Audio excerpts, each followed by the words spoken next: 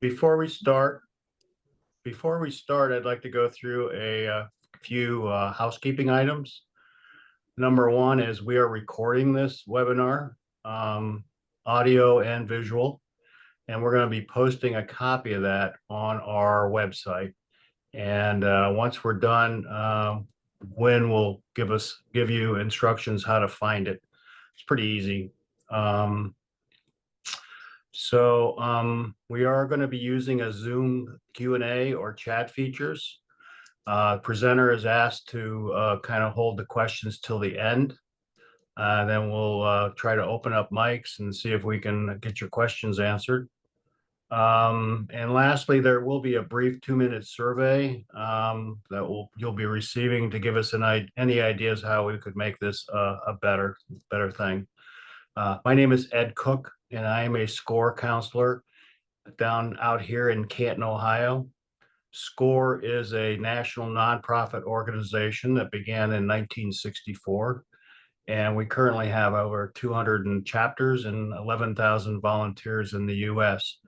In Ohio, we have chapters, and besides Canton, we have one in Akron, Cleveland, Toledo, Columbus. All the bigger cities should have them. Can you flip to slide number 2 there, Karen?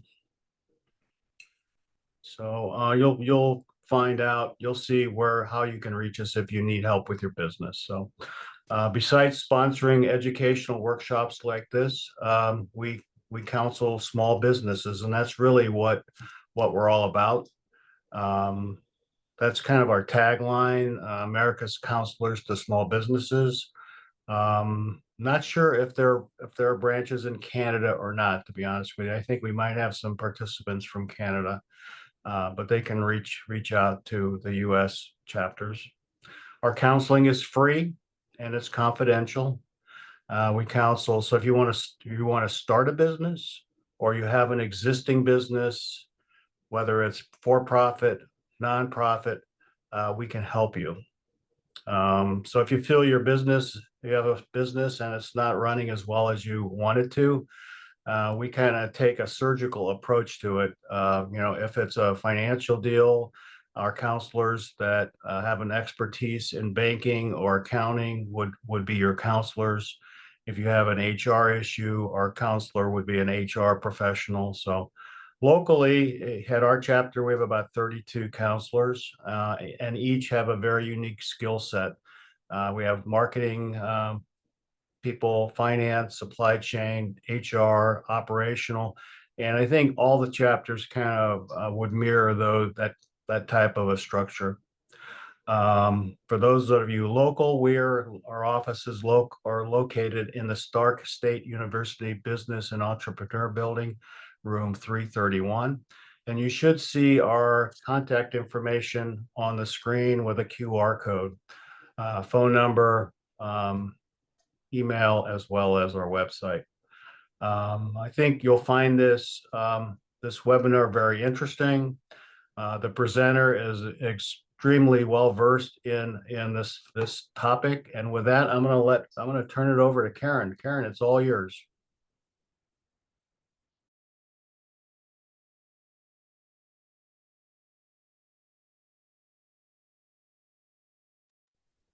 Hey, Karen, you're muted. Thank you. Turning on the mic normally helps, doesn't it? So thank you, guys. Thank you, Ed, for that introduction. And what a pleasure it is to be on here with all of you to bring this presentation to you. Just by way of introduction, my name is Karen Leonard. I am the owner, one of the owners and chief marketing officer here at Innovative Global Vision. Company's been around over 2 decades. I'm also a web developer, digital marketer, and a professional speaker. And I'm dedicated to helping businesses thrive in today's fast changing marketing world. As a business owner, I can relate to some of your frustrations. I do understand the challenge, that it can be challenging juggling multiple roles while keeping up with the latest trends. So you'll notice on the screen there is like a ALE badge for Constant Contact, and you're probably wondering what that is. So my relationship with Constant Contact goes all the way back to 2005, and I am considered an authorized local expert.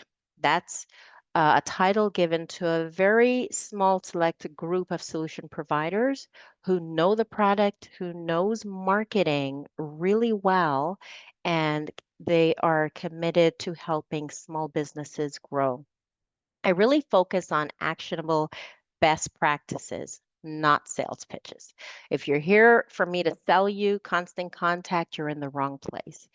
Um, my attendees basically leave with strategies that they can apply immediately, no matter what tool you're using. Even though throughout my presentation, I may reference to certain things that you can do within Constant Contact. I've got to have a tool to give you a demo so you can get the best out of the presentation. But generally, you look for ways that you can implement the same strategies into whatever tool you're using. So, well, here we're talking about email and why you should be considering email. Simply put, because it works. Now, I'm a strong believer in numbers. Numbers do not lie. So let's take a moment to look at some stats as it relates to email marketing. 80% of professionals say that it really helps in driving customer acquisition and retention. And then what about the return on investment? When it comes to email marketing, for every dollar you spend or invested in email marketing, you see a return of $36 on average in your investment. It definitely tops a lot of other marketing tactics. Here's something else to consider. When you're looking at how many people you're able to reach with email, we all know that practically everyone is checking email on a daily basis. And then when you're looking at accessibility on mobile devices, over 60% are checking them on their smartphones regularly. So you're able to get to your audience where they are. It's pretty reliable. Speaking of reliability, what about deliverability? 97%. That means when you send your email out to a group of like 100 people on your list, for example, 97 of those people will get your list or will get your email. Just by a show, well, not even a show of hands. I want you to just put in the chat quickly. When it comes to Facebook, how many of the your followers do you think actually see your post? Anything you post, and this is without running ads. Just drop that percentage in the chat for me. And I have my partner on the line with me, Justin, and he's got the same last name, yes, because he is my husband. Um, I am going to have him take a look at the chat. Justin, can you tell me what everyone is saying, what they're thinking? One said maybe 0. I've seen 20%, 10%. I see 2%, very few. 1%, 80%, 6%. Yeah, I sense a little bit of frustration there, and I don't blame you. The actual amount is 2.2%. Imagine that. So imagine if you have 1,000 followers, you take the time to craft a post to put it out there, and only 22 people see that post. That's quite discouraging. Now, keep in mind, I'm not trying to tell you that you shouldn't use social media because it's pretty effective. What I'm helping you to consider is that you may want to diversify your marketing strategy. Now, going back to the topic of email, many have found it effective in increasing awareness. For example, farmhouse delivery. And I am making mention to some individuals that are Constant Contact customers. they use it to raise awareness and remind customers of the products that they offer and the quality of those products. Here you have Julia, play on her name. Her company's name is Julia. And what she finds is every time she sends out an email, instant sales. Isn't that pretty cool? And some of you have shared with me in the past that you've experienced this very same thing. You send out an email and right away you get buyers, instant conversion. That's pretty sweet. And then here we go, another example. In this case, you've got Salona Garden Farms, where she finds it effective in boosting repeat business. As a matter of fact, one time she sent out an email promoting a subscription, and the subscription sold out. So just like these individuals who are finding success with email marketing, you can too, just by harnessing the power of the inbox. So here's what we're going to talk about today. We're going to talk about why small businesses are reluctant. We're going to take a look at some of the concerns that one particular business owner had, and you're probably able to relate to his concerns. We'll talk about 5 steps to email marketing success and why or ways in which you can get started. Now, as we go along through this presentation, you are going to think of questions. I've allotted 15 minutes towards the end of the presentation to answer your questions, but I don't want you to forget your questions. So feel free to type your questions in. And if we do get to a point where we can entertain some questions, definitely I'll do so. But we will definitely address them towards the end. And we'll put provisions in place for those that we don't get to. So the reason why small businesses or some businesses may be reluctant when it comes to email marketing, I want you to meet Peter. Now, Peter's the owner of a cheese shop in Concord, Massachusetts. Hope I didn't chop that up. That's always a tongue twister for me, but you know where I'm talking about. Well, he's been a customer of Constant Contact since 2009. And people know him as the Willy Wonka of cheese. And with this, he holds an annual parade for a 400-pound wheel of cheese. Can you imagine that? That's pretty cool, isn't it? Well, like many other small businesses, he isn't an email marketer by trade. In fact, when it comes to email marketing, or I should say, when it came to email marketing, he was unsure of what to do or if he can do it, let alone if it's going to be worth his time. And I'm pretty sure that some of you can relate to the concerns that Peter had. So in any event, he was a Constant Contact customer, even though he had these doubts. And Constant Contact took an interest in Peter, and they were really committed to helping Peter see how effective email marketing can be for him. And the interest they showed is really the guiding philosophy that makes email marketing a success. Basically, it's all about focusing on the people you're trying to reach. Granted, you have an interest in the message or the product or the services or the initiative you're trying to promote. But while that's important to you, you're going to channel your focus on the people that you're trying to reach, helping them to be successful or benefit from getting involved if it's in the case of a nonprofit.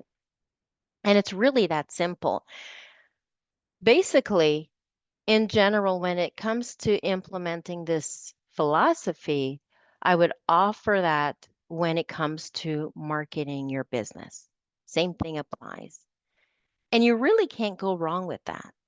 When you focus on uncovering how you can best help your audience, You share your insights, your expertise with them. And this is really where I get the pleasure out of the work that I do.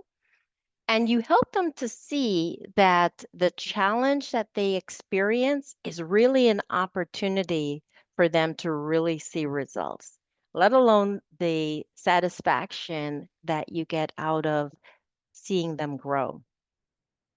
So this was the original email that Peter was sending out. And you can see why he kind of questioned why email was effective. See, when it came to marketing in person, Peter was great. He had some really great social skills, and he didn't do too bad when it came to social media. He just needed to tie everything together. And when it came to his email, he wasn't consistent with it. And you can kind of see why. Imagine after finally getting an email like this out, to continuously do that month after month, trying to pull this level or this amount of content together is a daunting task. Let alone the email itself is some sort of an eyesore. I mean, you guys may not want to say it, but I'll say it. It is. And then a lot of people are receiving this email on their cell phone. That's a lot to read, especially when we're living in a time where a lot of people are starved for time to get things done.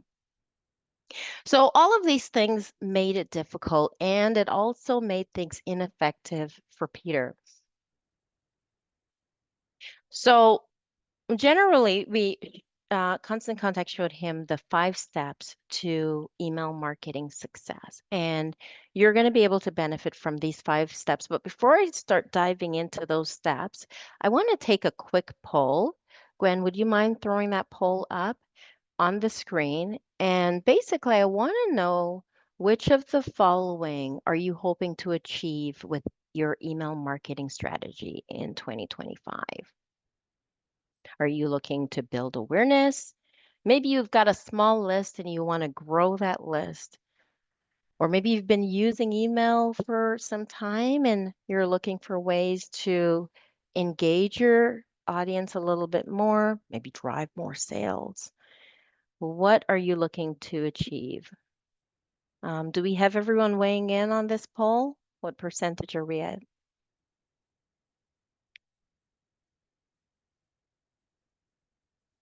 If you haven't locked in your answer. Okay, we're about at 84%, so I'm going Okay. to end the poll. Okay, thank you. And let's see the results. I'm sure you want to see it just as I would here. Okay. So the highest response was driving more sales, of course, yes, and building awareness for your organization. Yeah, the good thing about it is that email, you didn't really have to select just one thing. You can have more than one goals, and email marketing can definitely do this, satisfy all of these for you. So let's go ahead and take the poll down. And let's dive into the 5 steps.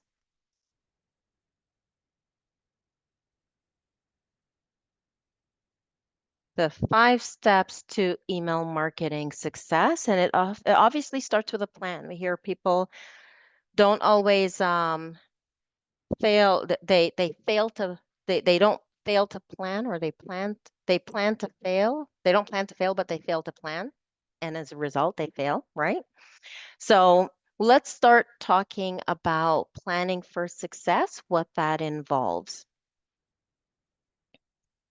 So it all starts with taking a look at your calendar, taking a look at what special events you have coming up with within your organization, what you want your customers to know about. Also, take a look at the calendar and see what holidays are coming up, because you're going to plot that out on your marketing calendar. And then there's also the holidays that are less known to people. Like, for example, National Cookie Day or National Mom and Pop Business Owners, holidays that relate to your business. That you can incorporate. And it's just a matter of looking at like a promotional calendar that has these events listed, and then you incorporate that into your plan. So I do have handouts to share with you. And at this point, I'm going to ask Justin to post this marketing calendar into the chat. So that way you can grab it and access it, download a copy of it. But I would encourage you to use this 2025 marketing calendar to help plan out your marketing for each month. And what you'll see in here is now, one thing I must mention, we don't have the Canadian holidays. So you'll just have to look those up and make sure you add it to your calendar as well. And there is a link to the promotional holidays as well that you can incorporate into the calendar. So if you are using Constant Contact, you can actually use this screen that's in Constant Contact. It's the marketing calendar where you can plot out what you're doing on what day. If it's an email campaign, it'll show up as a draft, but you can always go back and complete the email or the social media post, whatever it is that is going out on that day. Now, once you've completed your planning, you can use this information to plot it out on the calendar, just like this. And then you start creating your email campaigns. Now, generally, we recommend for each event, you would have 3 campaigns. The first one will be an email where you raise awareness for what it is you're offering. You're telling them what it is you want them to know. You share your offer. It includes an image that's engaging and a bit of information about the offer, and then a call to action button that it's easy for them to see. If you notice, we're going really simple. We're focusing on one thing with this example that I'm showing you. The second email will be a reminder email. And in this email, you restate your offer. You share an engaging image. You'll notice that the image is different because you don't want them to feel like they're looking at the same email and overlook the details. But this email is a reminder that that particular day or that particular event is fast approaching. In this case, it's a particular offer. So if you remember, I'm going to actually, I'm going to show you the calendar in a second once again, but then the third one will be the last chance email. And this is maybe the day before, could even be the day of when that offer runs out, giving them a last opportunity to go ahead and take advantage of it. So going back to the calendar, you'll see where these 3 campaigns are plotted, and it's in conjunction with the year-end sale. So at the end of the year, they usually run this promotion, and they've created these 3 emails prior to the end of the year to build awareness, to remind their customers of this promotion and the last opportunity. And then there's finally that last chance for them to take advantage of it. So that's an example of planning out your campaign. Then you have the second step, which involves designing for your audience. So as you remember, I said that the approach I took was a very simple approach. It encourages consistency, very different from traditional email or the one that you saw that Pete was using initially. But doing it this way, it makes it much more easier for you to be consistent with your emails. And then on top of it all, keep in mind that people are opening these emails on their mobile device. Also, an email like this, if it's created in a tool similar to Constant Contact, it's mobile responsive. So no matter whether they're looking at it on a tablet, a cell phone, or their desktop, it adapts to the screen accordingly, making it easy for them to take the necessary steps to convert. And then if you were to create this as a reusable template, it makes it easier to create these emails going forward. So what would be in a reusable template? Well, let's talk about the 7 elements of design.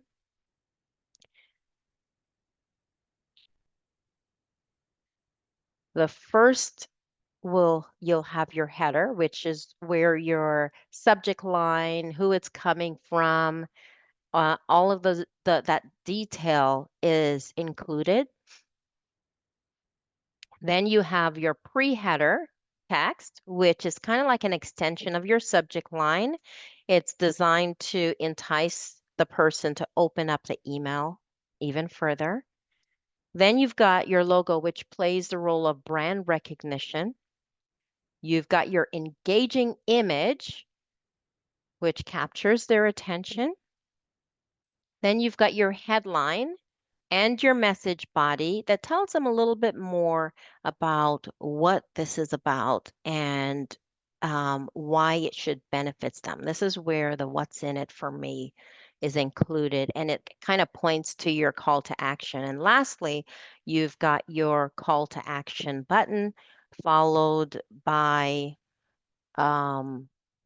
maybe links to your social media profiles and how they can get in contact with you.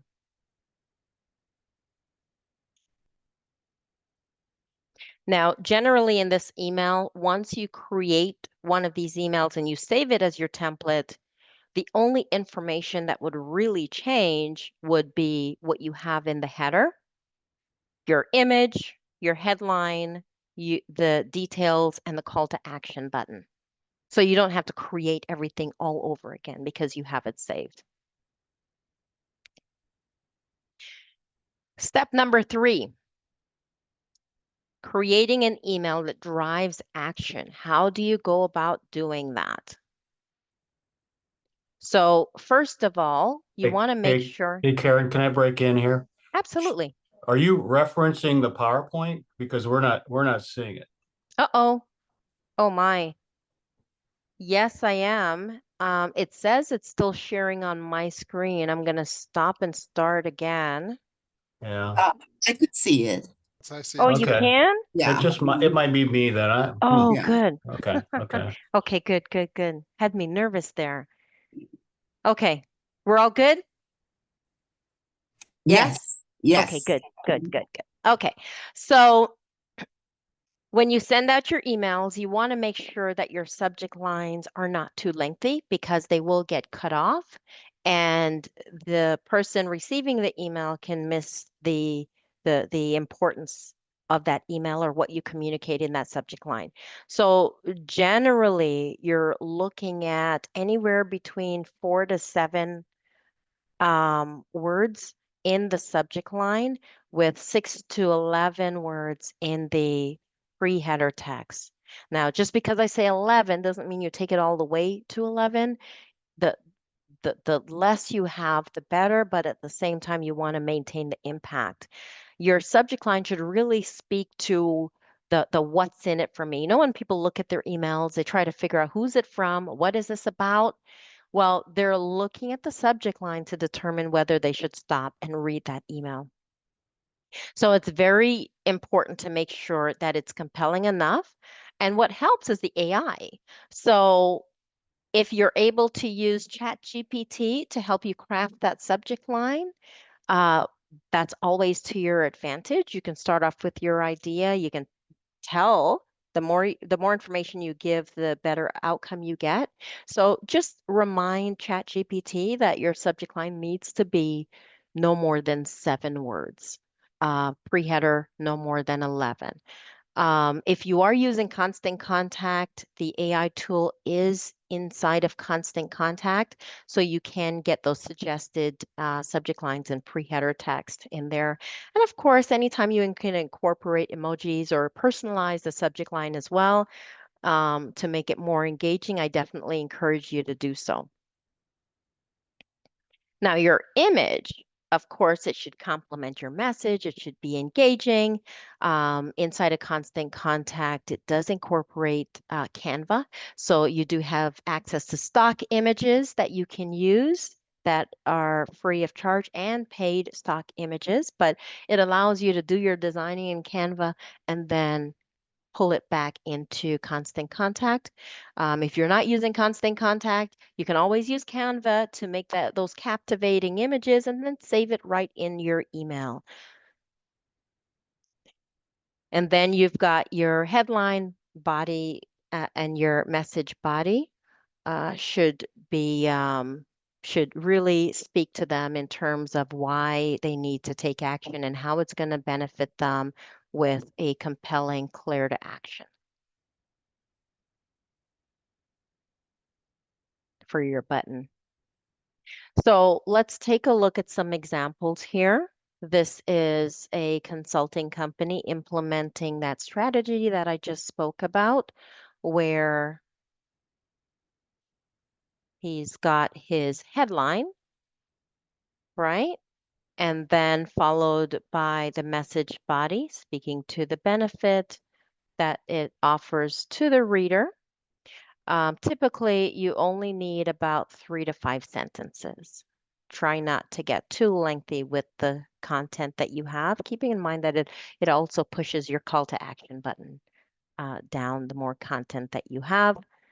You want to make sure that you're also using a font that's easily legible, whether you're on desktop or you're on a mobile device. Anywhere around 16 14 to 16 pixels at best.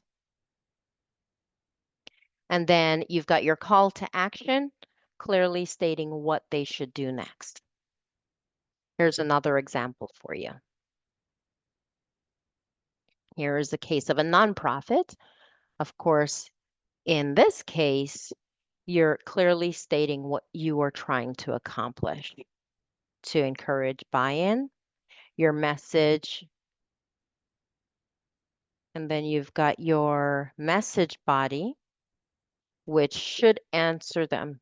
Clicking next and it's not doing anything. Okay, let's try that again. Your message body should answer the question why your reader should care. And in this area, this is where you elaborate on the problem and the solution that you're offering, or how their involvement can make a big difference. Again, keeping it to anywhere between 3 to 5 sentences at best. And then you have your call to action, letting them know how they can get involved, encouraging them to take the next step. Let's take a look at another example. Oh, why did I think I had 3? I'm sorry about that. So let's go into the 4th step, which is measuring the impact of your campaign. Now, in the past, we used to pay a very close attention to opens. While opens are still important, there is new technology that has been implemented, and with privacy, it kind of throws the numbers off where it's not really reliable. So with email marketing in general, there's a tiny little pixel when someone receives the email and they display the image, it gets counted as an open.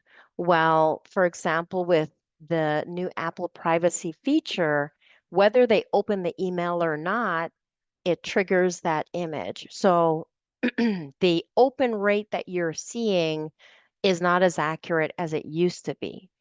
Is that a bad thing? Well, not necessarily. While you'll still try to make sure that your subject line is engaging and you're making sure that you're recognizable by sending from a corporate email address, and a name that they would recognize, you want to focus your attention more on the clicks that you're getting. And there's some advantages that comes with that.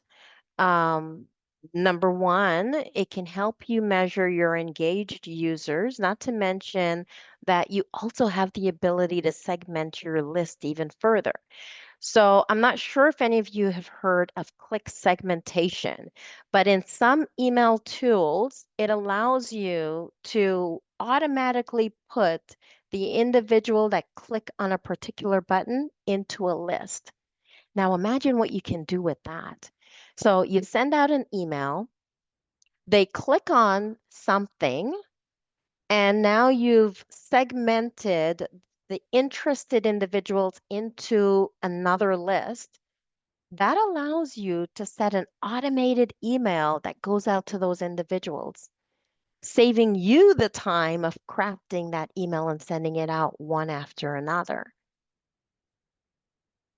I think you get the idea of the potential there.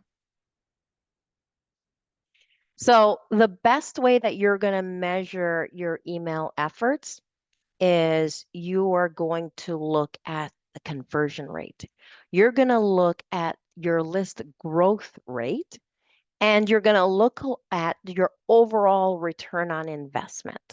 So you're going to connect the click-throughs with the amount of people that actually bought and how much did that equate to. So lastly, let's take a look at growing your list, because the larger the list, the more opportunities there is for conversion, the more opportunities there is for revenue, more revenue. Remember when we did that survey, a lot of you selected that you want to see more sales. There was also more brand awareness. So of course, the larger the audience, the better potential. So how do you go about growing that list? Well, you've got many opportunities. As you're meeting with individuals, you can encourage them to join your list. Now, I do want to encourage you to make sure you've got a good idea as to how you're going to entice them to join your list. And we're going to talk about that in a moment. But you've got in person. In some cases, the email tool that you're using, sometimes it may have an app with a list join feature. I know that Constant Contact does offer that, where it's easy for you, just like how you would give someone your phone and let them enter their contact information in your address book. You can do the same with your list. Just pull it up and turn the phone to them and have them fill it out. Also, in print is another option. You can add a QR code that when they scan it, it takes them right to your sign up form to join your email list. And then there's also online, like your website, adding the sign up form that allows them to go right into your email. One of the things I definitely discourage, and it's for many reasons, is buying a list. This is a popular question that I get from people as they're embarking on email marketing. They think, well, there's strength in numbers, and that's absolutely right. However, when you purchase a list, not only are there legal concerns with that, but it affects your reputation. And also, you're not going to get good results. As much as the individuals on the list, it has been proven that they have an interest for what you have to offer. They do not have a relationship with you. When it comes to email marketing, it's all permission based. It's a group of people saying, I am interested in what you have to offer. So there's also that connection with your company, your brand, that moves them to take action when they see your email come across their screen. So when you're growing your list, you want to keep in mind why. Why would they benefit from joining my email list? I think about when social media first came out and everyone was saying, hey, follow me on social media. Well, why? It's so important for you to share with them what they're going to get out of following you. Or in this case, what are they going to get out of joining your list? Maybe you offer special promotions and discounts, maybe exclusive content. Um, maybe they're the first to know about certain information that would be valuable to them. So think about the value that it will offer. And this information, you're going to incorporate it into what you tell them when you're encouraging them to join your email list. You'll also incorporate it to anywhere you have a list join opportunity, whether it's in person when you communicate with them, whether it's online or even on packaging where you've got a QR code to scan, you're going to communicate the benefit that joining the list offers them. It's also important to address any objections that they may have. You know how some people are hesitant to join a list because they're afraid of being bombarded with too many emails? Well, it's important to let them know how often. Maybe it's a monthly email, maybe it's a weekly email. Let them know how often they'll receive that email. And also, if they are to unsubscribe at any time, it's easy for them to do so. So just to recap what we talked about, the 5 steps to successful email marketing, it starts with a plan, designing for your audience, creating your email in a way that it encourages your readers to take the necessary action with a clear call to action button. You're also going to measure the results. And then you're also going to work on growing that list so you can continue finding success in what you're doing. Now, let's go back to Peter for a moment and let's take a look at the before and after. Oh, there it is. Sorry. Got a little click happy there. So, of course, when Peter implemented this 5-step plan, he was happy to see the results. He was seeing not only people responding to the emails and taking action, but it actually attributes to over $900 that he sees in sales on an average every time he sends out his email. So it's definitely brought him a lot of success, as it can do for you as well. So some things I want to share with you, 3 stages to email marketing as you're looking at the results you're seeing. The first step when you start out, you're basically just preparing that email, trying to get it out. But as you go along, you're able to get to know your audience a little bit better, what they're responding well to, and you're able to adjust. So in doing so, wherever there's an opportunity for you to segment your contacts even further into smaller groups, and then you can make sure that you're sending relevant messages to them.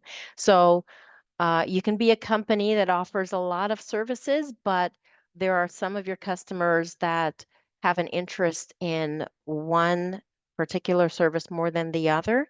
So being able to segment your list and then send them that information that interests them, you'll see much better results that way. And then in the final step of optimizing your email marketing, you can take this step to really optimize your email. This is when you're taking a closer look at the data and further segmenting your contacts. And you now start treating your subscribers as individuals catering to their individual needs. So that brings us to the end of this presentation. For those of you who would like to try Constant Contact because you don't have a tool to test these things out that I shared with you, you're more than welcome to scan the QR code on the screen that will give you access to a free trial. Justin, I'm going to ask you to also post the trial link in the chat. So that way, if you're not able to scan the screen with your cell phone and you prefer to click the link so it'll come up on your computer, you can do so as well.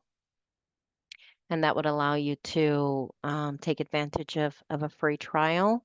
And you will get a call from someone at Constant Contact to help you along the way, so that way you'll get the best use out of your trial. Hey, Karen, just one thing. Yes. One of the things you had mentioned about the design, Mhm. the checklist. Oh, did I miss the checklist? I'm thinking, I kind of paused for a moment. I said, "No, I went through that." And I I could think put it I in the did miss chat. it. Yeah. So remember when I was showing you the layout of the design, like the 7 elements? Justin's going to put a link to another handout that has the checklist for you. Thank you for mentioning that, Justin. I was thinking about it. It's like, yeah, I think I forgot that. Okay. So here's my contact information on the screen, just in case any of you would like to reach out to me with questions. And let's go ahead and dive into answers to your questions.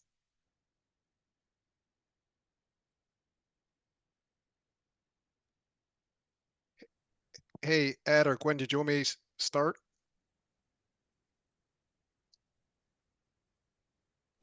Yes, Justin, go ahead and start. So this was one that you kind of talked about. It had to do with it in the footer. One of the questions was this. It was, I assume an unsubscribe link in the footer is always required.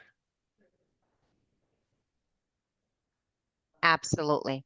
And generally, a lot of email marketing tools automatically include that as best practices. So you shouldn't have to worry about that, having it listed there. But you just want to double check just to make sure. Hey, Justin, are you going by the question, or are you going down the list on chat? I was going by some of the ones in the chat. Okay, okay. Did you want to go through the ones on the QA? No, let's just do both. Okay, did you want to go ahead and then I'll just follow your lead? Sure, I'm trying to see where you left off here. So if you know where you are, just go ahead and continue, I guess. Okay, so the other one was this one was asked, this is how many of emails sent actually go to spam versus to the intended recipient? It really depends. So, a good practice is every time you send your emails to clean up the email addresses. But if if you're sending from a company email instead of sending from like a Gmail account, that increases the chances of your email getting into the inbox. A lot of email marketing tools since March of last year, they have enforced self-authentication because some internet providers started pushing emails that were not authenticated into spam. So just to explain what I'm talking about with this whole self-authentication. In other words, it's important when you're sending emails for it to be coming from who it says it's coming from. So when you enable self-authentication, an email coming from me that's self-authenticated would come from igvinc.com. So it could come from Karen or Justin or sales or what have you at igvinc.com.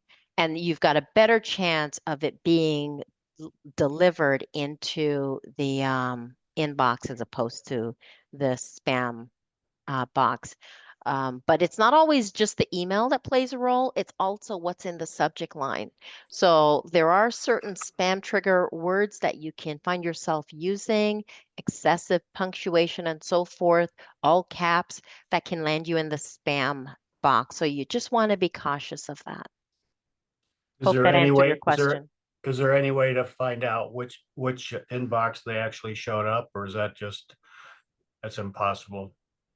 Well, it would show that the email was not delivered. Okay, okay, If it landed in the spam. Um, so you're looking at the ones that are showing that it never got delivered. gotcha. Uh, let's see, Karen Digby, that's an excellent question you posed, actually. Thank you. Mhm. Okay. Let's see, we got something from Randy. What is an effective way to get email addresses? So Randy, you remember I talked about in person, um, online, using those methods. Also, if you're on social media, you can incorporate a campaign for building that email list just by creating a social media post that talks about the benefit of joining your list and providing them with a link to join your list. Okay. So we have a question relative to how effective email marketing is to businesses, B2B. Extremely effective. Yeah, yeah. Again, it all goes back to, is there value in what you're offering? And if there is value in what you're offering, you're basically making that information available to your customers, whether they're B2C, B2B, or even like your nonprofit. It's all about value, right? And that's what you're thinking about and making that available to them. Okay. Let's see. How is an email page different from a newsletter? Is there any benefit to doing a monthly newsletter versus one just an email approach? Okay, so with a newsletter, you may have a little bit more information than the examples that I showed with that just had one thing. You can still call that a newsletter, but in any event, whatever it is you're calling it, you just want to be careful not to put too much information on there. So an alternative is to link to somewhere else. So let's say, for example, you've got um, multiple things that you want to talk about, you can have like a three-liner for that particular item that you're sharing with them with a link to read more. And that read more link actually takes them to your website. Maybe it's a blog article for them to read it in full detail. And in doing so, you're able to keep your email short, concise, easy to navigate on a cell phone, easier to consume, I should say, the information. And also, you've got more clickable responses that you can measure interest when you look at your reports. I hope that helped. That answered your question. Okay. Let's see, we have another question from Sankandar. How to improve reach and email opening rate? I effectively, I think you touched on that quite a bit, actually. I did. And just to recap, I can remind you, of course, you want to make sure that your email address that you're sending from is self-authenticated. You want to make sure that um, that you are staying away from certain spam triggering phrases in your subject line. Um, and also make sure that you're using a really good marketing tool that has a good deliverability rate or a good reputation when it comes to deliverability.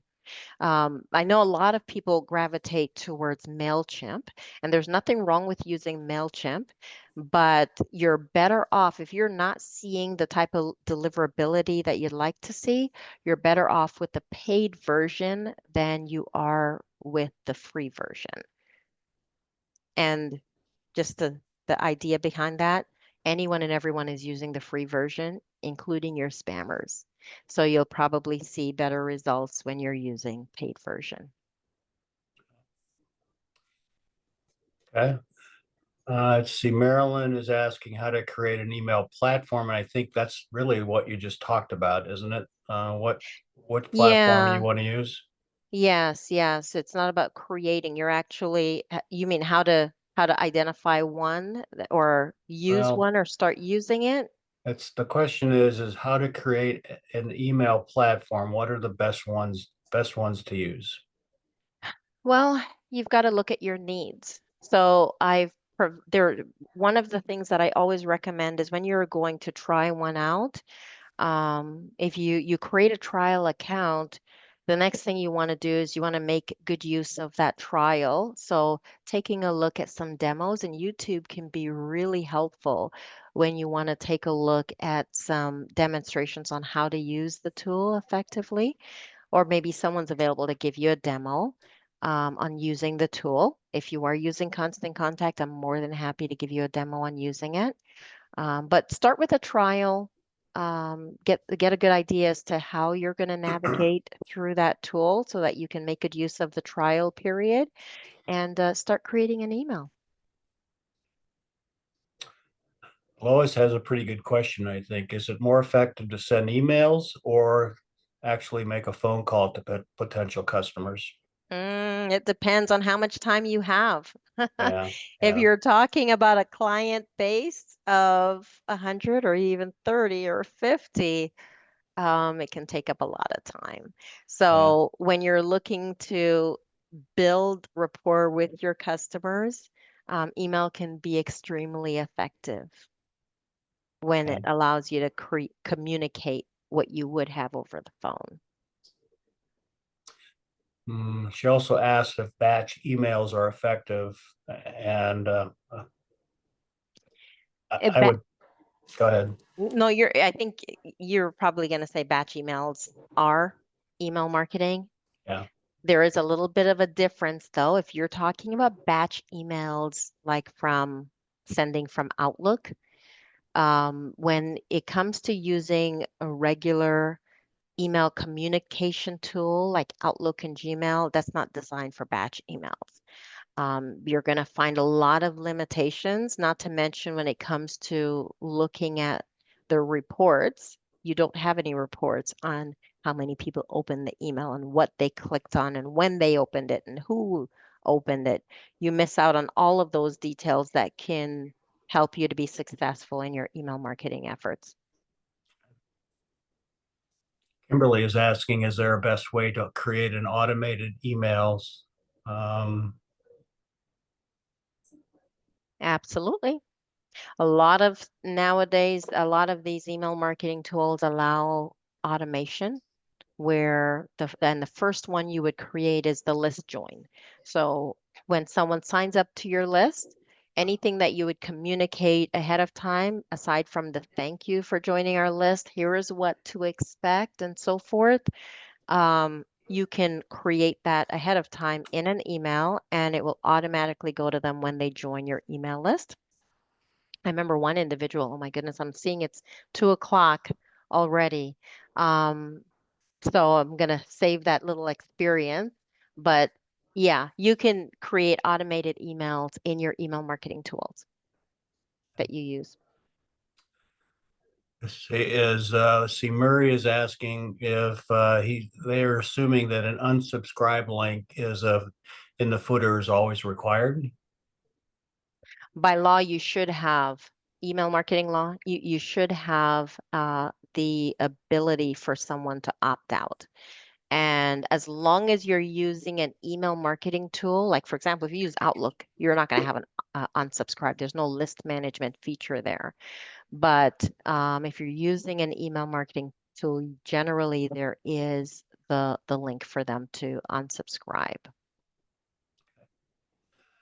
Catherine is asking if, is there a particular constant contact plan that you recommend? It looks like there's 3. There is 3, the middle one. The first one is really just a teaser. And it allows you to kind of get your feet wet. But I would recommend the middle plan. When you create a trial, it gives you access to everything to test it out. Let's see, what is the recommended interval between a first email and a second follow-up? This is from, oh, I'm gonna butcher the canopathy. Sorry. Okay. So now you've actually given me the platform to share that experience that I was going to share a moment ago. Someone joined an email list and they did not receive a confirmation email from that person. So as a result, when they finally got the first email, which was 3 weeks later, they marked the person as spam because they didn't even remember joining the list. The point being is when someone joins your list, that's the first automated email that's going to go out. And that confirms that they were successfully added to the email list, and it includes any other detail you need to share with them aside from a thank you. And that email should go out either instantly or like within the first hour of them joining the list. You have control over setting when you send it out. I would say send it out, set it to go out immediately after they join the list because they are looking for it. And then you have your regular schedule of emailing. So if it is that they just joined your list and you just sent out your monthly email, if it is on a monthly basis, at least they've already received one communication from you, and they wouldn't be surprised by the next one if it falls 3 or 4 weeks after the fact. Yeah. It is 3 minutes after 1. Is this an hour and a half or is this, I forget, It's an hour. It is an hour. Okay. What we can do, and you can include it in the follow-up email, we can probably do a live session where we can entertain the other questions, and we can schedule a time for that live session so everyone will know when you send out the email when and how they can access the live session, just in case they have additional questions on top of the ones that we have left to answer. Yeah, we haven't even touched the actual question icon in Zoom. These are all in chat. So Oh, wow. yeah. Okay. And it would just go to just the people, just the registrants that had questions, right? We would directly just invite them. Is that how this would work? It's up to you. Okay. I'm going to leave that up to you. Okay. But I mean, I think everyone should know what it is they're asking, what it Yeah. is about. So I think it's advantageous to those who were on the Zoom session. But if someone else joins and they can benefit from it, like I said, it's up to you. I'll let you make Okay. that decision. Okay. All right. Hey, Gwen, have we posted where exactly they can find the recording of today's webinar? I don't know that I've seen it come across. No, I haven't, and that will be sent out to the attendees. Okay. After we go through, it's a process. Okay. you Okay. know. Yeah, so after we get that uploaded, we will post it. Okay. And maybe after the call, you and I can talk the best way to re-engage the group to get the rest of the questions answered. Sounds good. I do want to take a moment to thank everyone for joining us today. It's been awesome. And my contact is on the screen, so feel free to reach out if you have any other questions. Yep. Thank you, Karen.